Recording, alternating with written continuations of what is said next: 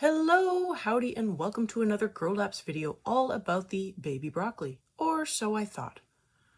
I'm Catherine, the Aerogarden Homesteader. Baby broccoli. Anything with baby in its name must be small, right? And should work great in an Aerogarden, right? Well, luckily this did work out great, but I later found out it is actually aspabroc, despite saying it right there above the even large, more prominent baby broccoli written on the package.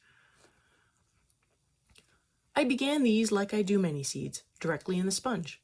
I generally try to give the seeds the benefit of the doubt and try them directly before resorting to paper toweling, which can be a bit of a pain.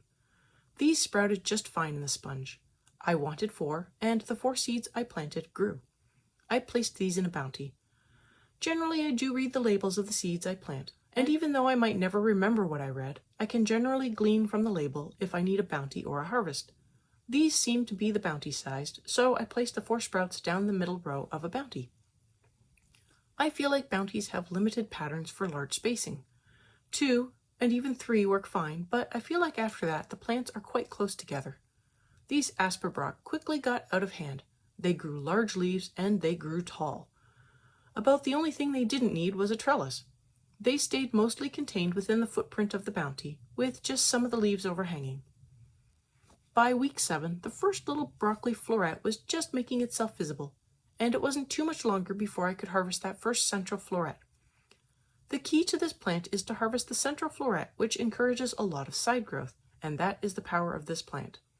From the side growth, I was able to harvest several florets, enough to add to small salads each week. And each floret harvested will sometimes spawn its own side growth. It was like floret inception.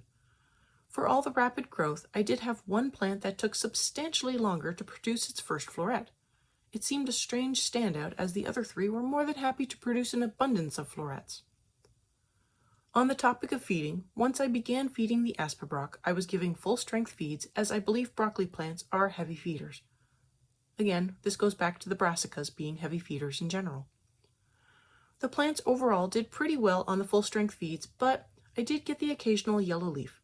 Looking back on it, I think it might have benefited from a little extra food, but the plants didn't appear to be struggling by any means. So even just the full strength for 4 plants was enough to allow them to push out lots of florets. Most of the yellowing did happen after 13 to 14 weeks of growth. I'd get an occasional leaf before that, but after it seemed to be more often. So the food level might have just been slightly less than desired. Otherwise, I would have expected more yellowing and sooner. The plants went for just shy of 20 weeks. I would have let them go sooner if it wasn't for the lack of lettuce at that point, and the spider mites that were slowly taking over the whole room. At some point, it is just time to cut my losses, and for me, that was the time. I really feel like this was a great plant to have in the bounty due to the small but contained harvests as well as incorporated within my winter garden. My hope for my winter garden had been to have mostly regular salads throughout winter, which I was pretty successful with, and to also be able to make fresh salsa, which I was also mostly successful with, but that discussion will happen in the tomato update.